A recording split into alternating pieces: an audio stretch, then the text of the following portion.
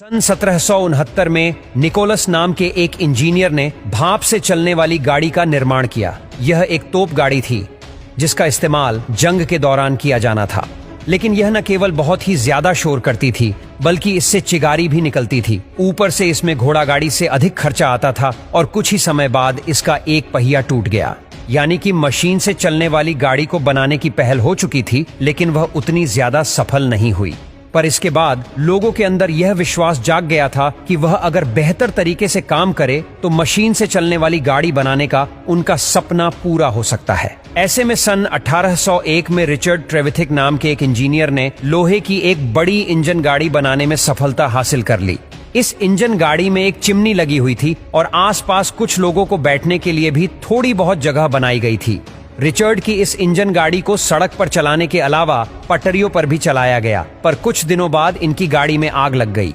हालांकि वैज्ञानिकों ने इसका एक ढांचा बनाकर तैयार कर लिया था जो कुछ इस प्रकार था। इस गाड़ी से तेज आवाज निकल रही थी। इसी वजह से इस गाड़ी का नाम पफिंग डेविल रखा गया। पफिंग डेविल का मतलब होता है छुक छुक करने वाला शैतान। जब सबसे पहली बार यह ट्रेन पटरी पर दौड़ने लगी तो इससे निकलने वाली चिगारी और आवाज को देखकर आसपास के लोग इसे शैतान समझ रहे थे। उन्हें तो पता ही नहीं था कि इस तरह की भी कोई गाड़ी होती है। उन्हें तो केवल बैलगाड़ी और घोड़ा गाड़ी ही समझ में आती थी।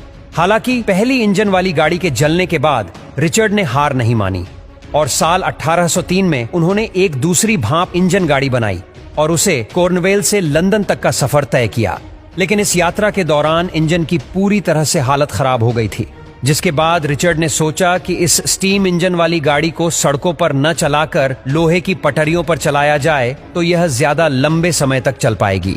इसलिए उन्होंने कंपनी से बात करके कॉर्नवेल से लेकर लंदन तक पटरी बिछा दी और फिर 21 फरवरी 1804 को एक ट्रेन जिसमें 25 टन लोहा और 70 आदमी सवार थे, उसे रिचर्ड ने खुद 4 घंटे 5 मिनट तक चलाया था। यह दुनिया में पहली बार हुआ था जब स्टीम इंजन की मदद से इतना भारी सामान और लोगों को ले जाया गया था। हालांकि दोस्तों, यह आविष्कार तो हो गया था, लेकिन इस समय तक रेलगाड़ी को बहुत ही खर्चीला और कम उपयोगी माना जाता था। इसी वजह से किसी भी कंपनी ने इस प्रोजेक्ट पर हाथ लगाना फायदेमंद नहीं समझा। लोगों को लगा कि इसमें सिर्फ नुकसान ही होगा, क्योंकि उस टाइम लुटेरे वगैरह भी बहुत होते थे और रेल की पटरियां भी ठीक तरह से नहीं बिछी थीं। इन सारी चीजों को अकेले मैनेज करना रिचर्ड के लिए बिल्कुल भी आसान नहीं था। लेकिन इस फील्ड में मैथ्यू मरी, जो एक बहुत ही बेहतरीन इंजीनियर और बिजनेसमैन थे, और यह हमेशा से ही एक ऐसी गाड़ी बनाना चाहते थे जो घोड़ों पर निर्भर न होकर भाप के इंजन से चले। इसलिए इन्होंने साल 1812 में रिचर्ड ट्रेवल द्वारा बनाई गई स्टीम इंजन में कई सारे बदलाव किए। सबसे पहले तो उस स्टीम इंजन को नए तरीके से मॉडिफाई किया गया, क्योंकि तब तक तकनीक पहले से बेहतर हो गई थी। और फिर साल 1812 में पहली बार इसे व्यापारिक रूप से चलाने के लिए पटरियों पर दौड़ाया गया। फिर आते हैं चोड स्टीफेंसन।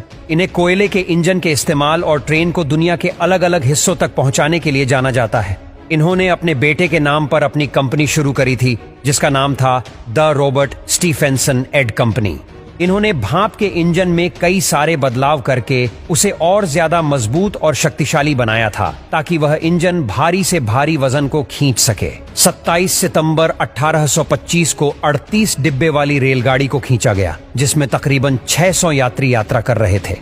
इस पहली बड़ी सी रेलगाड़ी ने डार्लिंगटन से स्टोकटन तक का 35 मील का सफर तय किया था और ट्रेन में यह सफर 14 मील प्रति घंटे की रफ्तार से तय किया था। इस ट्रेन को आधिकारिक रूप से दुनिया की पहली पैसेंजर ट्रेन माना जाता है।